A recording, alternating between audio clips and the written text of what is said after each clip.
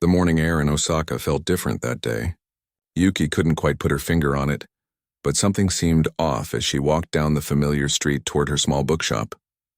The autumn leaves were falling gently, and the usual morning crowd shuffled past her, everyone lost in their own world. She had owned this little shop for 3 years now, and every morning felt like a routine she could do with her eyes closed. Her shop wasn't anything fancy, just a cozy little place tucked between a ramen restaurant and a flower shop in the Namba district. The wooden sign above the door read Tanaka Books in both Japanese and English. She loved this place. It was her dream, her escape, her everything. The smell of old pages, the quiet conversations with customers about their favorite stories, the way sunlight streamed through the front window in the afternoon. This was her life, simple and peaceful. But peaceful doesn't always last forever. Yuki noticed the black sedan parked across the street as she fumbled with her keys. It had been there yesterday, too, now that she thought about it. And maybe the day before. She shook off the uneasy feeling creeping up her spine. Osaka was a big city. Cars parked on streets all the time. Nothing unusual about that, right? She turned the key in the lock, hearing that familiar click that meant another day was about to begin.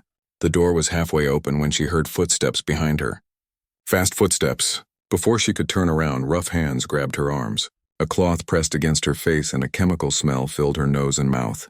She tried to scream, but the sound came out muffled and weak. Everything happened so fast. One moment she was standing at her shop door, and the next she was being dragged backward toward that black sedan. Her phone slipped from her pocket and clattered onto the pavement. She reached for it desperately, but her arms wouldn't cooperate. Her vision started to blur. The world tilted sideways.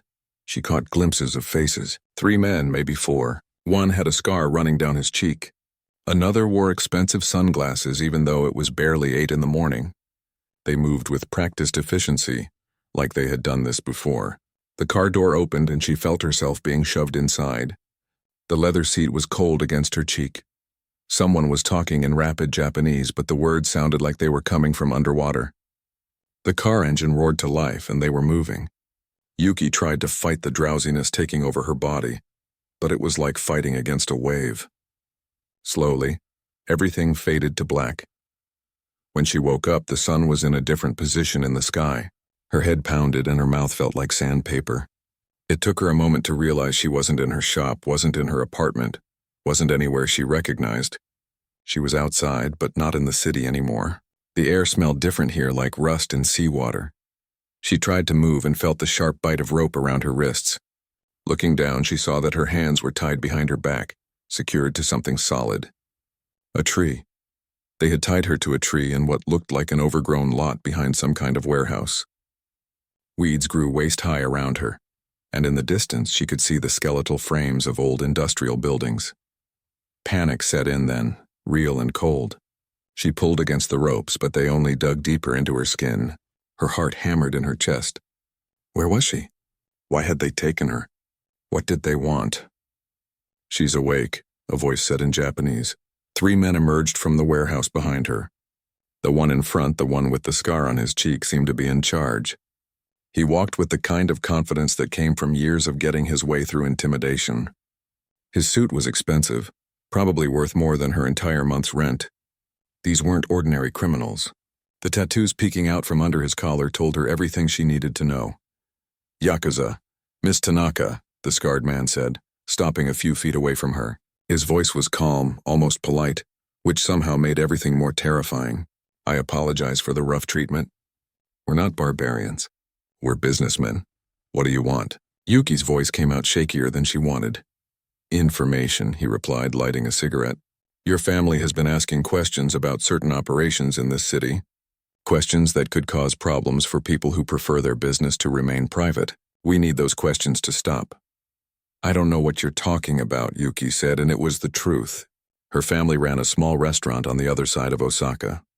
They didn't get involved in anything that would attract Yakuza attention. The scarred man, who the others called Kurosawa, smiled without warmth. Perhaps, or perhaps you're just a good liar. Either way, you're valuable to us right now. Your family will receive a message soon. They'll cooperate, or things will become very unpleasant for you. He walked back toward the warehouse, leaving the other 2 men to guard her. They looked bored, like watching a hostage tied to a tree was just another Tuesday for them. One of them kept checking his phone. The other lit his own cigarette and stared off at nothing in particular. Hours passed. The sun moved across the sky, and Yuki's legs began to ache from standing in the same position. She tried talking to the guards, pleading with them, but they ignored her. At one point, the younger one brought her some water, holding the bottle to her lips so she could drink. It was the only kindness she received. As evening approached and the sky turned orange and purple, Kurosawa returned. He had a phone in his hand, an old flip phone that looked like it came from a different decade. He held it out to her face. "Your family hasn't been cooperative," he said. "Perhaps hearing your voice will motivate them." One of the guards untied one of her hands, keeping a tight grip on her arm. Kurosawa pressed a number and held the phone to her ear. It rang 3 times before someone picked up, but it wasn't her parents. It wasn't anyone from the restaurant. The voice on the other end spoke in English with an American accent, asking who was calling in Japanese that was too perfect to be from a tourist. In that moment, Yuki realized the Yakuza had made a terrible mistake. They had looked into her family, but not deep enough. They didn't know about her connection to someone far more dangerous than any rival gang. They didn't know about her sister. The real one. The one who had served in the American military for years. The one who had skills that went far beyond anything these criminals could imagine. With her free hand trembling, Yuki quickly whispered her situation in Japanese, describing the warehouse, the port area, the tree, everything she could before Kurosawa snatched the phone away and ended the call. He looked annoyed but not worried. After all, what could one phone call do? As they tied her hand back to the tree and walked away, Yuki allowed herself the smallest smile. These men had no idea what was coming. They thought they were dealing with an ordinary family. They thought she was helpless. They were about to learn just how wrong they were. Halfway across the world in North Carolina, the sun was just starting to rise over Fort Bragg. Lieutenant Rachel Kim was wrapping up a night training exercise, covered in mud and sweat but feeling alive. This was what she lived for. The challenge. The precision. The knowledge that she was part of something bigger than herself. She had been with Delta Force for 6 years now, one of the few women to make it through the grueling selection process. It hadn't been easy. Nothing worth doing ever was. But she had proven herself time and time again, earning the respect of men who initially doubted whether a woman belonged in their ranks. Now they trusted her with their lives, and she trusted them with hers. Rachel stripped off her gear in the locker room, thinking about the hot shower waiting for her and maybe a few hours of sleep before the next briefing.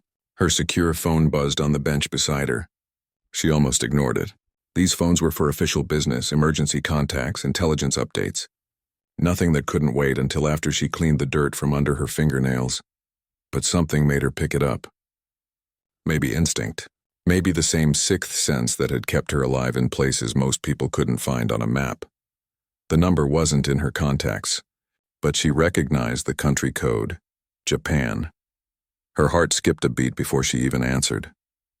Only one person in Japan had this number, and she would never call unless something was very, very wrong. "Hello?" Rachel answered in Japanese, her voice sharp with concern. The voice on the other end was barely a whisper, shaking with fear. "Rachel, it's me. I don't have much time, Yuki, her sister. Not by blood, but by choice. By the kind of bond that forms when 2 people save each other, in ways that have nothing to do with physical danger." They had met 7 years ago when Rachel was stationed at Camp Zama. She had been lost, struggling with the weight of what she had seen and done during her deployments. Yuki had found her sitting alone in a park in Osaka, and instead of walking past like everyone else, she had sat down and simply asked if she needed someone to talk to. That conversation had turned into friendship. Friendship had turned into something deeper. They had declared themselves sisters in a small ceremony at a Shinto shrine, just the 2 of them, no official papers needed. Family wasn't always about blood. Sometimes it was about who showed up when the world got dark. "Yuki, what's wrong?" Rachel's mind was already shifting gears, moving from exhausted soldier to tactical operator. "They took me," Yuki whispered, her words coming fast and frantic. "Yakuza. They think my family knows something about rival operations. I'm tied to a tree behind a warehouse near the port.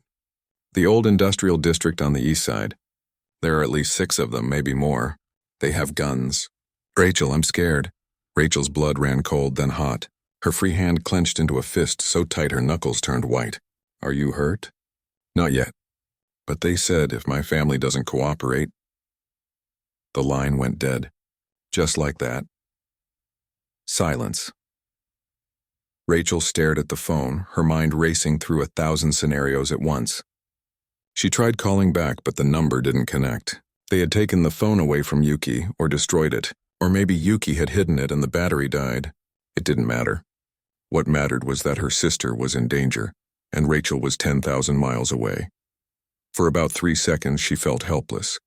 Then that feeling burned away, replaced by something cold and focused. She had spent years training for impossible situations. This was just another problem that needed solving. The fact that it was personal just meant she would be even more thorough. She threw on clothes and walked straight to her commanding officer's quarters, not caring that it was barely 6 in the morning. Major Peterson answered his door looking half asleep, but he woke up fast when he saw Rachel's expression. "I need emergency leave," she said. No preamble, no explanation yet. Peterson studied her face. He had commanded Rachel for 4 years and knew better than to dismiss that look. "How long? A week? Maybe less. What's the situation?" "Family emergency, Japan. I can't give you details, but I need to go now." There was a long pause. Peterson was a good officer, which meant he knew when to ask questions and when to trust his people. "You're not planning anything that's going to end up on my desk as an international incident, are you?" "No, sir," Rachel said, meeting his eyes. It wasn't entirely a lie. She was planning to keep whatever happened very quiet. International incidents only happened when people found out about them. Approved. 7 days. "And Kim?" He waited until she looked back at him. "Whatever this is, be smart. You're one of my best operators. I need you back in one piece." "Yes, sir." The next 12 hours were a blur of movement and communication. Rachel couldn't deploy officially. Delta Force didn't run rescue missions for civilians in allied countries, especially not without clearance from about 15 different agencies. But Rachel had spent 6 years building a network of contacts, favors owed, and connections that existed in the gray areas of military and intelligence work. She reached out to 2 former operators she had served with in Afghanistan, guys who had left the military and started a private security consulting firm in Tokyo. They owed her for a situation in Kandahar that she had gotten them out of, the kind of debt that meant dropping everything when she called. "I need eyes on a location in Osaka," she told them over an encrypted line. "Industrial district, east side near the port. Warehouse with a lot behind it. I need thermal imaging, entry points, security assessment. And I need it yesterday. Who are we looking at?" One of them asked. "Yakuza. Maybe 6 to 8 guys. They're holding a civilian hostage." "Rachel, this isn't our usual contract work. This could get messy, I know. That's why I called you instead of someone else. Are you in or out?" There was barely a pause. "We're in. Send us everything you have." While her contacts worked on gathering intelligence, Rachel used other channels to access satellite imagery of the area. It wasn't technically legal for her to use military resources for a personal mission, but she knew people in the intelligence community who understood that sometimes the rules needed to be bent, not broken, just bent a little. By the time she boarded a military transport heading to Okinawa, she had a growing file on her tablet. Thermal imaging showed 7 heat signatures around the warehouse. One was isolated in the back lot. That had to be Yuki. The building itself was old, probably abandoned for years, which meant the Yakuza were using it as a temporary holding location. That was good. It meant they weren't deeply entrenched. It meant they would be confident, maybe even careless.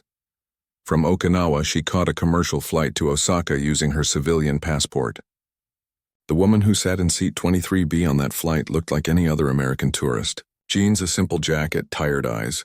Nobody would guess she was running through extraction scenarios in her head, mentally mapping out the warehouse district, calculating response times and exit routes. She landed in Osaka 38 hours after Yuki's call. 38 hours that felt like 38 years. Every minute that passed was another minute her sister was in danger. But Rachel couldn't rush.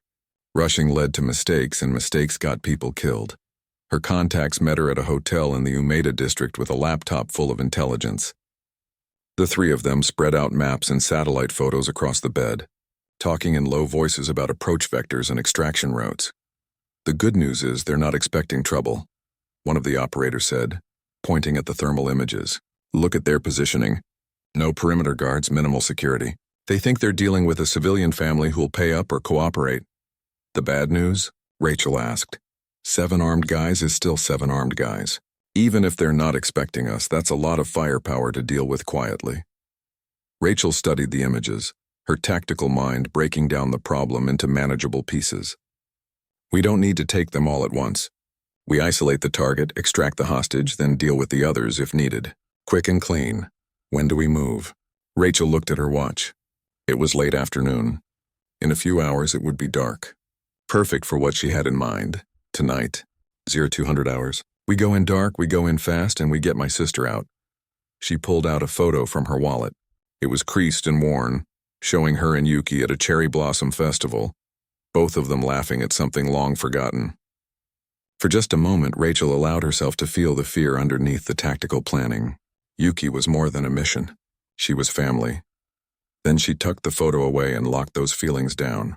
There would be time for emotions later. Right now, she needed to be what she had trained to be. Cold, focused, dangerous. The Yakuza had made a mistake when they took her sister. They were about to find out just how big that mistake was. The hotel room in Umeda had transformed into a makeshift operations center. Maps covered the bed, laptop screens glowed with thermal imaging data, and 3 former special operations soldiers hunched over the intelligence like surgeons planning a delicate procedure. Because that's exactly what this was. One wrong move, one miscalculation, and Yuki could end up caught in the crossfire. Rachel couldn't let that happen. Her 2 contacts, Chen and Rodriguez, were good people to have in a tight spot. Chen had been a Navy SEAL for 12 years before retiring and moving to Japan with his wife. Rodriguez had done 2 tours with the Rangers before getting out and joining Chen's security consulting business. They both knew what they were doing, and more importantly, they both understood that this wasn't just another job. This was personal. All right, let's walk through it one more time, Rachel said, pointing at the satellite image on the laptop. The warehouse is here about 300 meters from the main road. Single access road leading in, but there are at least 2 other ways out on foot through the industrial complex. Chen zoomed in on the thermal imaging. 7 heat signatures like we thought. 2 outside near the tree where your sister is being held. 5 inside the warehouse, probably rotating shifts. The ones outside look relaxed. See how they're just standing around? They're not expecting any trouble. That's their first mistake, Rodriguez muttered, checking the magazine on his suppressed pistol. What's the plan for extraction once we have her? Rachel traced a route on the map with her finger. We have a van staged 2 blocks away. Once we secure Yuki, we move east through the industrial complex. Avoid the main road completely. Chen, you'll be our driver. Rodriguez and I will handle the approach and extraction. What about the guys inside? Chen asked. We just leave them? If possible, yes. Our priority is getting Yuki out safely. We're not here to start a war with the Yakuza. We get in, get her, get out. Quiet and clean. Rodriguez raised an eyebrow. And if quiet isn't an option? Rachel's expression hardened. Then we adapt. But I want to avoid casualties if we can. These guys might be criminals, but they're also products of a system. We're not judges and executioners. We're just here for my sister. Chen nodded, respecting that. Okay, equipment check. We've got night vision, suppressed weapons, flashbangs if things go sideways, medical kit, zip ties, and communication gear. We good? We're good, Rachel confirmed. She checked her watch. It was 8 in the evening. 6 hours until they moved. Let's get some rest. We'll meet in the lobby at 01:30. But rest was impossible. Rachel lay on the hotel bed staring at the ceiling, running through scenarios in her head. What if there were more guards than the thermal imaging showed? What if they had moved Yuki to a different location? What if she was already hurt? The what-ifs could drive a person crazy if they let them. She pulled out her phone and looked at photos of her and Yuki. There was one from the Cherry Blossom Festival, another from a hiking trip in the Japanese Alps, and one from the day they had gone to the shrine and declared themselves sisters. Yuki had worn a traditional kimono, and Rachel had felt awkward in hers, but they had both laughed until their sides hurt. Family. The word meant different things to different people. For Rachel, it had always been complicated. Her biological family had never understood her choice to join the military. let alone pursue special operations. They thought she was running away from something, trying to prove something, wasting her potential. They didn't get it. Maybe they never would. But Yuki had gotten it. She understood that sometimes people needed to find their own path, even if it looked strange to everyone else. She had never judged, never questioned, never asked Rachel to be anything other than who she was. That kind of acceptance was rare, worth fighting for, worth risking everything for. Rachel's phone buzzed with a message from Chen. Intel update. Local PD reports unusual activity in that district. Looks like our guys are still there. No signs of movement. Good, that meant the plan was still viable. Rachel typed back a quick acknowledgement and tried to close her eyes for at least a couple hours. Her body knew how to rest before an operation, even when her mind was racing. It was a skill she had learned the hard way during her first deployment, when she had stayed awake for 48 hours straight and nearly got herself killed because her reaction time was shot. At 1:30 in the morning, the three of them met in the lobby. They looked like any other travelers, dressed in dark, casual clothes, carrying gym bags that definitely didn't contain gym equipment. They took separate taxis to different locations near the industrial district, then walked the final distance, melting into the shadows of abandoned buildings and overgrown lots. The warehouse looked even more desolate in person than it had in the satellite images. Rust-streaked walls, broken windows, graffiti tags from years ago that had faded in the sun. This was the kind of place people forgot about, which made it perfect for criminal activity. No witnesses, no security cameras, no reason for police to patrol nearby. Rachel, Chen, and Rodriguez regrouped behind a collapsed fence about 100 meters from the target. They switched on their night vision goggles and the world turned into shades of green. Through the enhanced vision, Rachel could see two figures standing near the tree in the back lot. One was smoking. The other kept checking his phone, the screen casting a faint glow on his face. Target confirmed. Rachel whispered into her throat mic. 2 hostiles at the tree, 1 possible hostage. No visual on the others. Copy, Chen responded.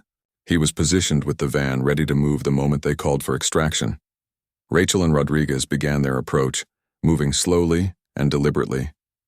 Speed was important, but silence was critical. Every step had to be calculated. Every movement had to be controlled. 1 snapped twig, 1 kicked stone, and the whole operation could fall apart. They were 50 meters out when one of the guards turned in their direction. Rachel froze, her hand instinctively moving to her weapon. The guard squinted into the darkness, but without night vision, he couldn't see anything beyond shadows and shapes. After a few seconds, he shrugged and turned back to his companion. Rachel let out a breath she hadn't realized she was holding. They kept moving. 30 meters, 20, 15. Through her night vision, Rachel could finally see Yuki clearly. She was still tied to the tree, her head hanging forward, maybe asleep or unconscious. Rachel's chest tightened, but she forced the emotion down. Not yet. Stay focused. The guards were talking in low voices, completely unaware that 2 highly trained operators were closing in on them. They probably thought this was the easiest job in the world. Watch one scared woman tied to a tree. Get paid, go home. They had no idea that the scared woman had called in a force they couldn't begin to comprehend.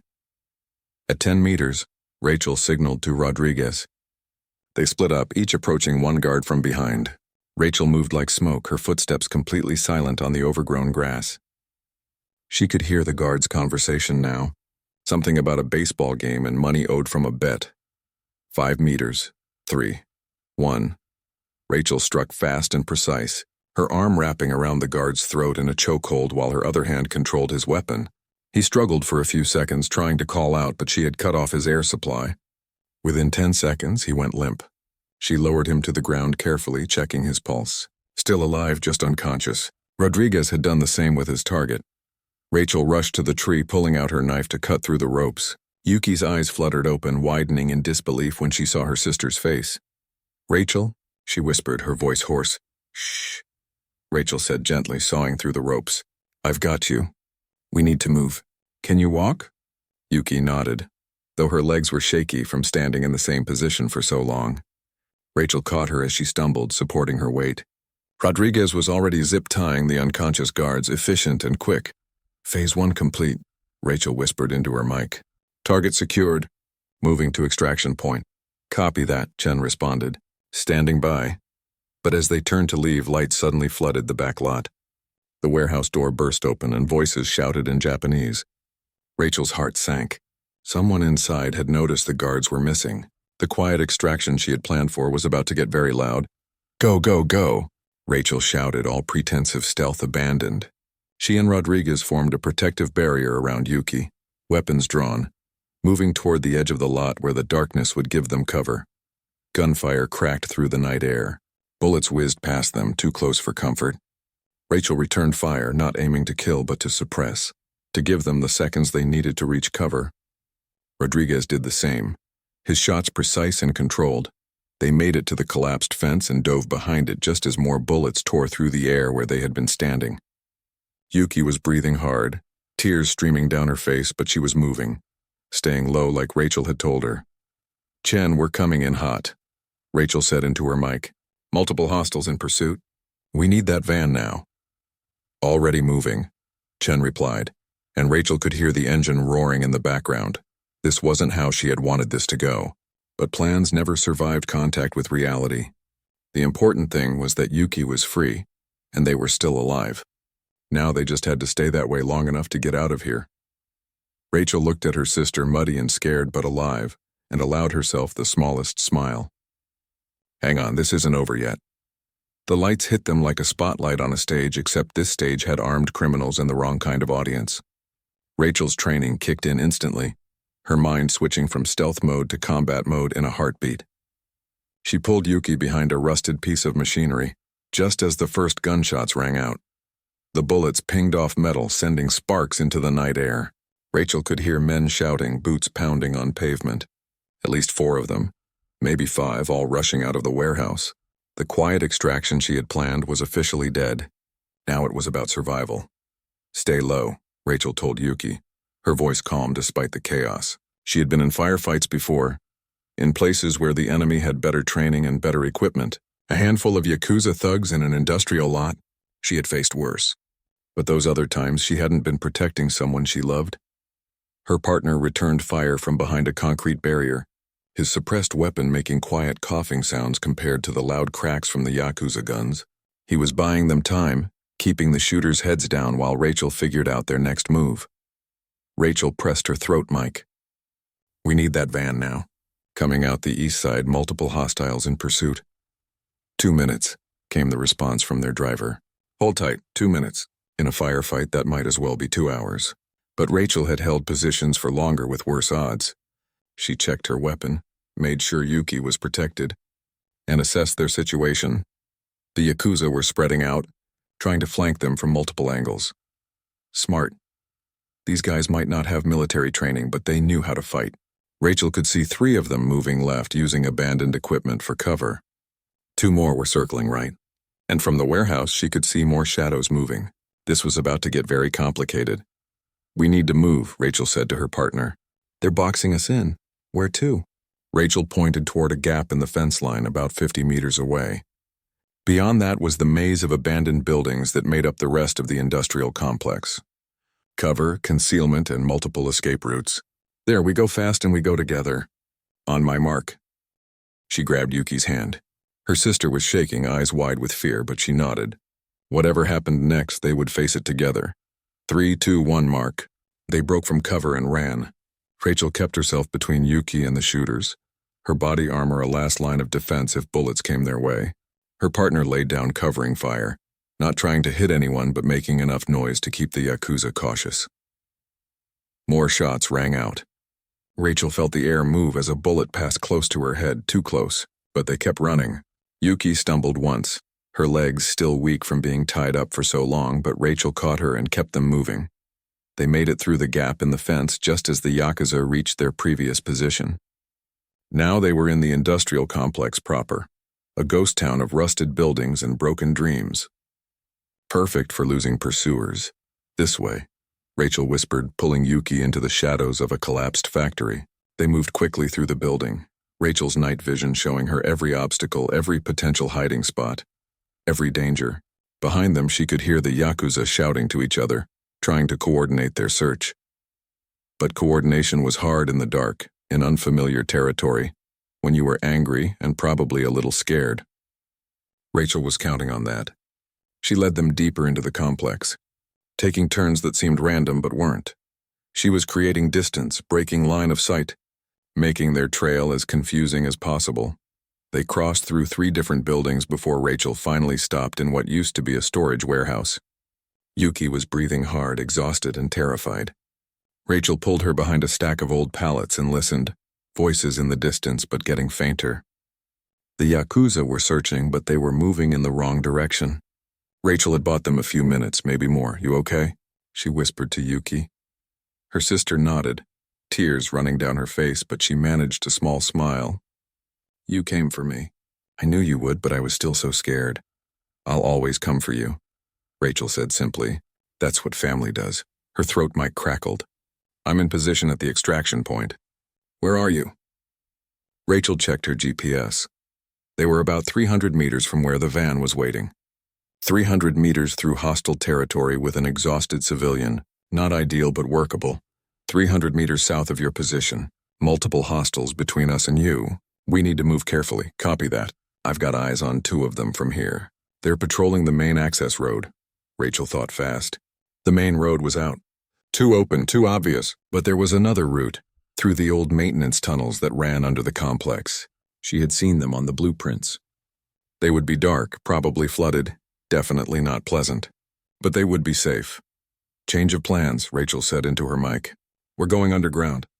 Meet us at the northeast maintenance access, the one near the old water treatment building." "Roger that. Moving now." Rachel turned to Yuki. "We're going to take the tunnels. It's going to be dark and probably wet, but it'll get us out of here safely. Can you do this?" Yuki wiped her eyes and straightened up as much as she could. "I can do whatever I need to do." "Let's go." Rachel felt a surge of pride. That's the sister she knew. Scared but brave, tired but determined. They moved again, slower this time, staying in the deepest shadows. Rachel's night vision showed her everything the darkness hid from normal eyes. They found the maintenance tunnel entrance behind a half-collapsed building. The metal door was rusted but still functional. Rachel pulled it open, the hinges squealing in protest.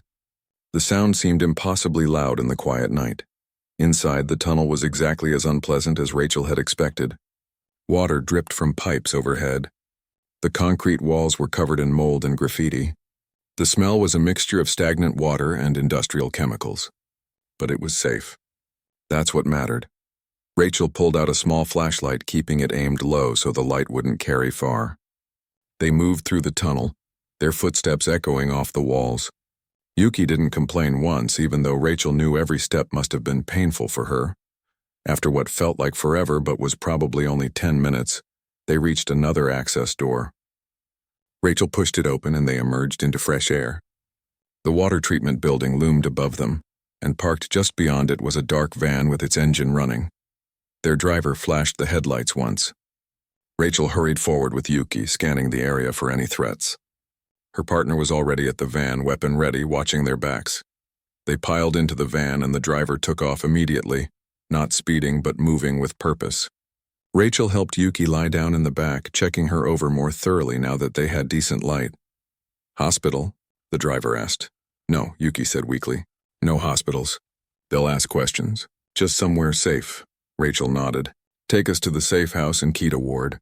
We'll lay low there." As they drove through the empty Osaka streets, Rachel finally allowed herself to breathe. They had done it. Against the odds, against armed criminals in a foreign country with minimal support, they had pulled off a successful rescue. Yuki was safe. That's all that mattered. Yuki reached out and grabbed Rachel's hand, squeezing it tight. "Thank you. I don't know how to thank you enough." "You don't have to thank me," Rachel said softly. "That's what sisters do. We show up for each other. Always." The van merged onto a highway, putting distance between them and the industrial district. Behind them, the Yakuza were probably still searching, still confused about what had happened. By the time they figured it out, Rachel and Yuki would be long gone. But Rachel knew this wasn't over yet. The Yakuza would be angry, embarrassed, looking for answers. They would want revenge. And that meant Rachel had one more job to do before she could leave Japan. She needed to make sure these criminals understood that Yuki was off limits, that touching her again would be the last mistake they ever made. She needed to send a message, not with more violence, but with something that would hurt worse than bullets. Information. Evidence. The kind of leverage that would make powerful people very interested in shutting down this particular Yakuza operation for good. Rachel had contacts in Japanese law enforcement, people who wanted to bring down organized crime but often couldn't because of lack of evidence or witnesses too scared to talk. What if they suddenly received detailed information about this Yakuza group's operations? Locations, names, crimes, all neatly packaged and impossible to ignore? The Yakuza had made this personal when they took Yuki. Now Rachel was going to return the favor. But first, her sister needed rest, medical attention, and time to recover from her ordeal. Everything else could wait until morning. Rachel leaned back in her seat, one hand still holding Yuki's, and finally let herself relax. They were safe. They were together. And tomorrow she would make sure they stayed that way. The safe house was nothing special. Just a small apartment in a quiet residential neighborhood in Kita Ward, the kind of place where nobody asked questions and everyone minded their own business. Perfect for lying low after an operation that definitely wasn't supposed to happen on Japanese soil. Rachel helped Yuki inside, while their driver and partner kept watch from the van. The apartment had basic furniture, a stocked kitchen, and most importantly, no connection to either of them. It was owned by a shell company that provided temporary housing for people who needed to disappear for a while. Yuki collapsed onto the couch the moment they got inside, her body finally giving in to exhaustion. Rachel brought her water and some rice crackers from the kitchen, watching as her sister slowly came back to life with each sip and bite. "How do you feel?" Rachel asked, sitting beside her. "Like I got hit by a truck, then the truck backed up and hit me again," Yuki said with a weak laugh. "But I'm alive. That's more than I thought I'd be 12 hours ago." Rachel cleaned and bandaged the rope burns on Yuki's wrists while they sat there in silence. The injuries weren't serious, but they would leave marks for a while. Reminders of what had happened. Rachel hated seeing those marks on her sister's skin. "I should have been more careful," Yuki said quietly. "I knew something felt wrong that morning. I saw that car parked across the street.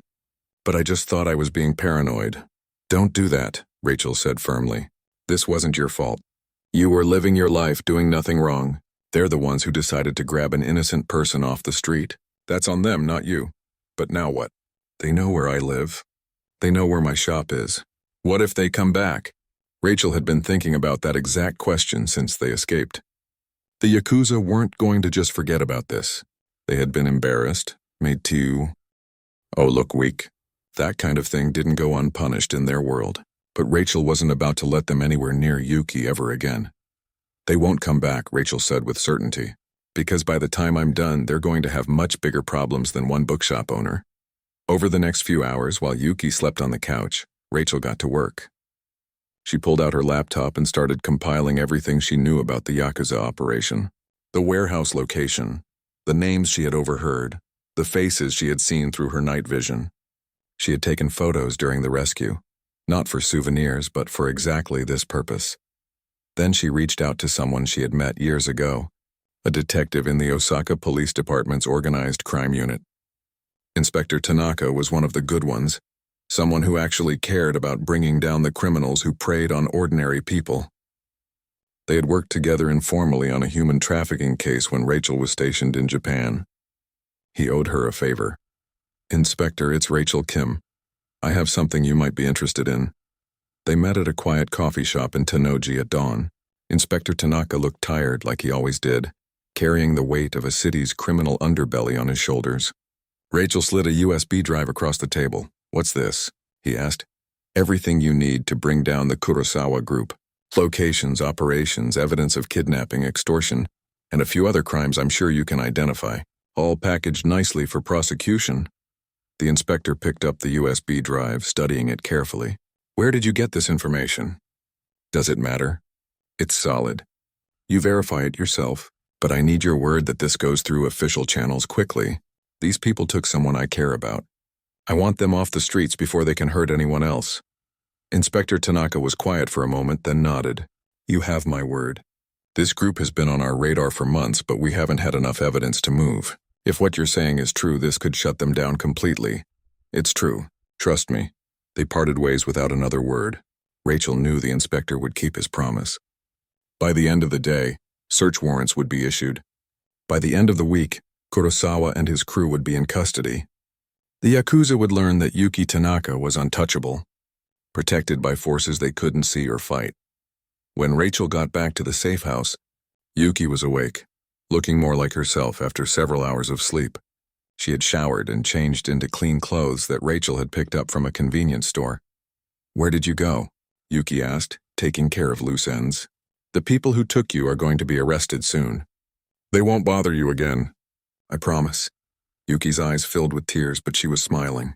"You know, most people would have just called the police, but you flew across the world, broke into a Yakuza warehouse, and rescued me yourself. That's either incredibly brave or incredibly crazy." "Little bit of both," Rachel admitted with a grin, "but that's what family does. We don't take half measures when someone we love is in danger." They spent the rest of that day just being together, talking, laughing, crying, processing everything that had happened. Yuki told Rachel about the hours tied to that tree, the fear that had gripped her, the moment she had realized that making that one phone call might be her only chance at survival. Rachel told Yuki about the planning, the approach, the split second when lights had flooded the lot and she had thought everything might fall apart. But more than that, she told her sister about the certainty she had felt, the absolute knowledge that failure wasn't an option because Yuki was waiting. "I kept thinking about that day at the shrine," Yuki said softly, "when we declared ourselves sisters. I remember you said that family wasn't about blood, it was about choice, about showing up. I didn't fully understand what you meant until now." "Now you understand," Rachel said. "I will always show up for you, always. No matter where I am, no matter what I'm doing. One phone call and I'm there. That's the deal." 3 days later, Rachel's phone buzzed with news from Inspector Tanaka.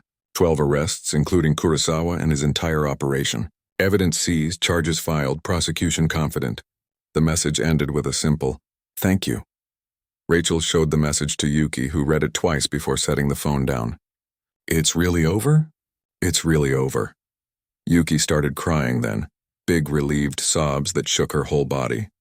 Rachel held her, letting her sister release all the fear and tension she had been carrying. Sometimes you had to fall apart before you could put yourself back together. That was okay. That was human. A week later, Rachel had to return to the States. Her leave was ending and duty called. They stood at Kansai International Airport, neither wanting to say goodbye but knowing they had to. "Will you be okay?" Rachel asked. "I'll be okay," Yuki said, and she actually sounded like she meant it. "I'm going to take some time before I reopen the shop. Maybe learn some self-defense the way you keep telling me I should. And I'm getting a new phone with your number on speed dial." "Good. Use it. Even if you just want to talk. Even if nothing's wrong, especially if nothing's wrong." They hugged for a long time, neither wanting to let go. Finally, Rachel pulled back and looked her sister in the eyes. "Hey, remember something. You survived this. You kept your head, you made the call that saved your life, and you walked out of there on your own feet. That took strength. Don't forget that," Yuki nodded, wiping her eyes. "I won't forget. And I won't forget what you did either. You're the best sister anyone could ask for." Rachel smiled. "Right back at you." The flight home was long, giving Rachel plenty of time to think. She had technically violated about 15 different regulations by conducting an unauthorized operation in a foreign country. If anyone official found out, there would be consequences, but sometimes you had to choose between following rules and doing what was right. Rachel had made her choice and would make it again without hesitation. When she got back to Fort Bragg, her commanding officer called her into his office. Rachel went prepared for discipline, for questions, for problems. Instead, he just looked at her for a long moment and asked one question. "Everything resolved?" "Yes, sir." "Good, your next training cycle starts Monday. Don't be late, that was it. No more questions." He knew something had happened, probably knew more than he was letting on, but he was giving her a pass. Maybe because he understood that some things were more important than regulations. Or maybe because he knew that operators like Rachel were rare, and keeping them happy sometimes meant looking the other way. Rachel returned to her normal routine, training exercises and briefings and the endless preparation for missions that might never come. But now when she looked at the photo of her and Yuki at the Cherry Blossom Festival, the one she kept in her locker, it meant something different. It was a reminder that she wasn't just a soldier. She was a sister, a protector, someone who showed up when it mattered most. Back in Osaka, Yuki reopened her bookshop a month later. She had installed better security, taken those self-defense classes, and generally become more aware of her surroundings. But she wasn't afraid anymore. How could she be, knowing that she had a sister who would cross the world to save her? Customers noticed something different about her. A confidence that hadn't been there before. A strength in her smile. When people asked about the faint scars on her wrists, she just said she had been through something difficult but came out stronger on the other side. Which was the truth, just not all of it. Years would pass, and the story of the rescue would become something they talked about on quiet evenings over tea. It would become legendary between them, growing with each retelling but never losing its core truth. A woman was taken by criminals who thought she was helpless. She made one phone call, and her Delta Force sister came running. That's what family did. They showed up. They fought. They never gave up on each other. And in a world that often felt uncertain and dangerous, that certainty was worth more than anything.